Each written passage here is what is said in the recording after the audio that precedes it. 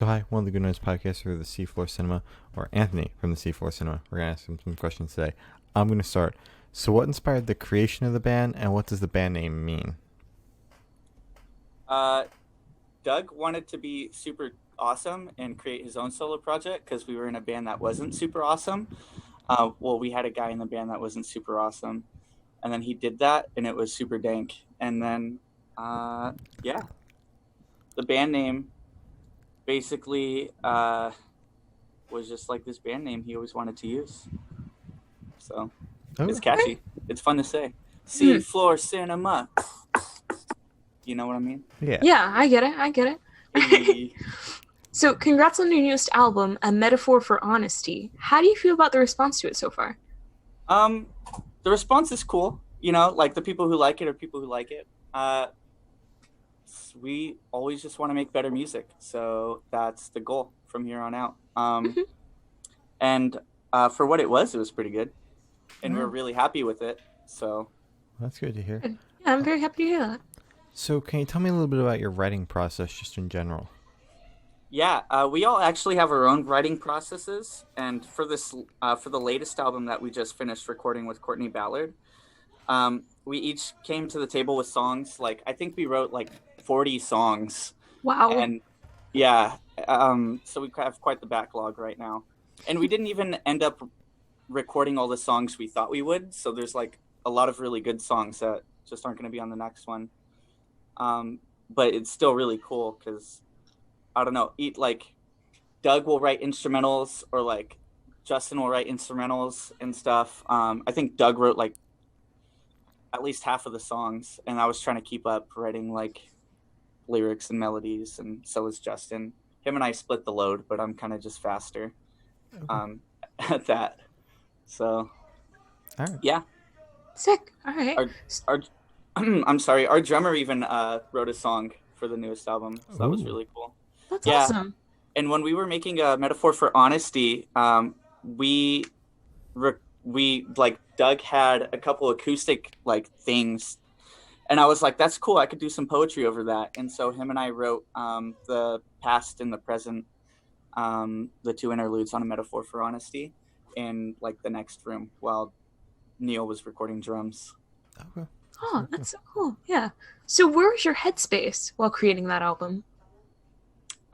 We're just like puppy space usually, or uh, basically we just create all the time, so it's not really a thing to us, you know. We just want to create the best possible product all the time, Hmm. um, and basically just we just wanted to have a good time. Every time we go somewhere, it's like a little vacation with each other, and so it's always a lot of fun. And yeah, just creating that the headspace for me personally was I had just moved back to Sac like the day before we left to Minnesota, and I like left all my shit at Doug's house, and then we went off and to go record. And I hadn't written any guitars or anything, but I had written a lot of melodies and lyrics, and we were still working on a couple of songs when we showed up. So uh, yeah, that kept it interesting. All right. Hmm. Definitely. Um. So what band or artists influence your music the most? That depends for who you ask, and like usually bands, like when we were talking to Courtney Ballard about it, he was like, a lot of bands will come in, it'll be like just the singer and the guitarist or something. um, Usually one person or two people be totally involved in a process for writing, but like I said, like all of us plus Courtney were writing music, and every time we go in the studio it's a new collaborative effort. There's always new people added to the song process, which is why everything, um, when you listen back at all our releases, sounds just like different, Hmm. you know. Uh, so that's a big part of it. As far as influences go, it's all over the spectrum. Like we all listen to different music. Hmm. Okay. So, what do you listen to then? Like, Um, what influences you? Around that time, I guess you could say I was listening to like a lot of like the Menzingers, Hmm. um, Fall Out Boy, Dead Boys, Nation of Ulysses, uh, stuff like that, I suppose. And then for like our latest release, Find Yourself, I was listening to a lot of funk and a lot of jazz, um, just a lot of crooning and a lot of doo-wop as well. Okay, sick. So, what did you guys do differently on? Oh, wait, sorry, I messed that up. So, what would you guys do differently on your next release that you didn't get to do on the album? Uh, have more people like it. Oh, Ouch. Yeah. I don't know. Personally, I just want to do as many releases as possible. So, like you can always focus on what you need to do better, like what works next time, what worked for that one time. For our next release, just what we've already done was put a bigger budget towards it. That was the whole Kickstarter thing. It's like basically paid off. We're just waiting to get everything put together and hopefully look at a few deals with some labels and stuff. Oh, that's cool. So, that's yeah, exciting. More advertising for sure. Actually, a label got at us. There was a guy who was like wanted to go into talks with us, and we didn't talk to him while we were in LA. But at that time, he like posted like our Kickstarter thing with all our budget on it, and he was like, "What's wrong with this?" And there's like must have been 150 people were like, "The budget, what the fuck is wrong with this band?" And we were like, "Damn, like sorry, we just spent 20 grand on an album," which is like something a lot of those bands like wasn't even a thought to them. They're like, "Bro, they should be spending like 3,000 for a full length and like 15,000 in ads." And it's like kind of sounds like a label's wet dream to have a band already put 20K into an album and then only have to worry about advertising. Yeah. Yeah, we didn't even actually count in the advertising, so I think we put 1,500 is what we planned on putting down for ads, but like that's just not like a number we really thought was super important at the time, and to be like scrutinized like for that was like so hilarious. Like I don't know, especially because we had already spent like so much more on production, and not just production, but like the chance to be able to have a producer that wanted to write with us and like make the songs better. Like you could pay anybody any amount of money and they'll just sit there and press record for you. Yeah. And like tell you to not change anything. But like we brought up the songs, we brought up all like almost 40 songs. Courtney laid them out. He listened to them. He reworked them. The chorus should go right here instead of right there. You should get rid of that part. You should add a new part for right there. And then it was all very in-depth. And it was like, like not just paying a guy to press record, like what we've done so many times and what so many bands are like, just do, so it was really cool to go that route this time. Yeah. I think everything we figured we might do different, we did do different this time. So when people are listening to your music, is there a certain feeling you want them to have? A certain feeling, probably draw out a feeling of for people. There's a lot of stuff that I'll hear, or it doesn't like, it's kind of generic, and I want to kind of avoid doing that, like kind of write specific stuff that not a lot of people have written about. Because I want to bring out new feelings or new specific parts of feelings and get people thinking. Nothing really in particular, because the stuff that I write changes from day to day. Like after I got arrested during the protests, I started writing a bunch of like protest songs. One of them was actually used. There was a few that weren't, that we thought were, just because they were like so catchy, but like the one that we didn't think was going to get chosen was chosen, and it's pretty interesting. It's a fun time. Oh, that's interesting. So, do you have any new projects in the works, like an album, singles, EP? Aside from the album you keep talking about. Yeah. Aside from that, yeah. Yeah, we had a Metaphor for Honesty that's been out for a while now. We just released a single, Find Yourself, that we recorded with Drew Owens. He did like a lot like Birds and From Indian Lakes and Hail the Sun, Cianvar, I think, too. Stuff like that. So he's pretty big in our scene. like the whole DGD stuff. Um, but we have one more single coming out for that. We're going to be filming a music video soon. And then we're going to take our time with this next album and really see how that pans out after the single. All right. Very exciting. Mm-hmm. Yeah. So where do you see the band in the next 5 years?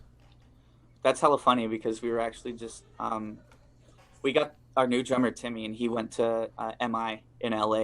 He had just moved back from LA to SAC, and we were like, dude, or no, I think he had just graduated or something like that, and we were like, dude, you should come to SAC and like be in our band. And he was like, okay, I'll be close to home anyway, because he was just in LA all that time. And then we went back out to LA to go record. Now we're home.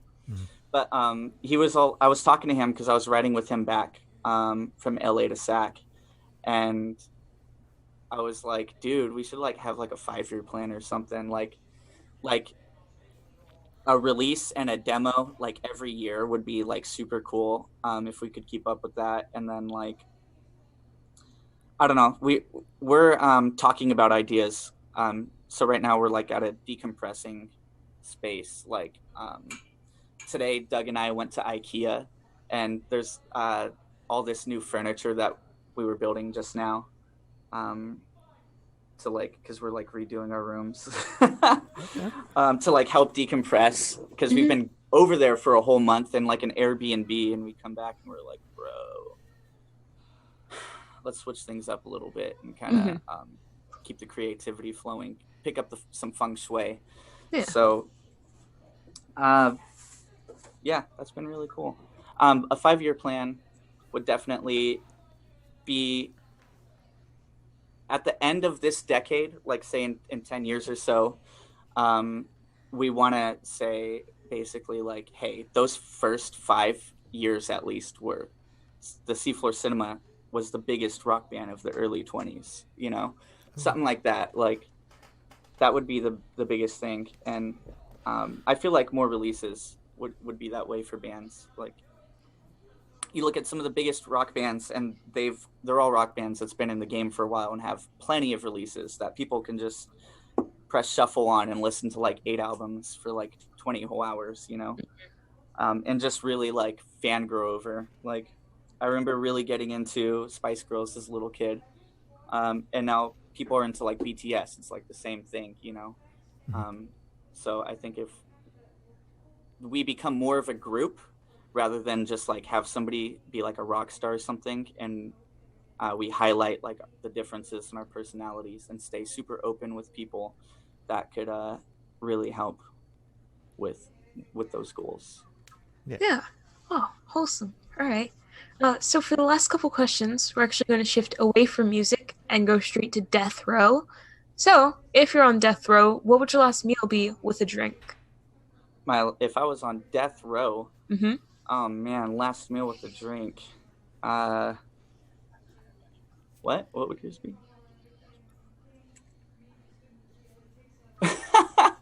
Doug's would be an IKEA veggie dog. All right. Yeah, he's a little camera shy right now. And I think mine would be like, I don't know, probably like a hammer or something.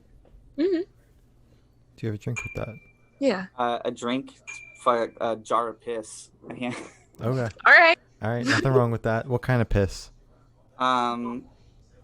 This is my favorite part of the discussion. Yeah, that is probably like just pure. Okay, just like the purest, not like watered down or not enough water. Yeah, it's like, yeah, if you go to the bar and ask for like Di Serono, you could get it on the rocks, but I'm just the purest. Take it piss. Straight, yeah. Straight from the Alps. Piss. I'll take it straight. Okay. No, yeah, keep it off the rocks. Right. Hold the rocks. Okay, straight from the Alps. All right. So if you could live in one fictional world for a week, where would you live? A fictional world. Doug, where would you live if you lived in a fictional world?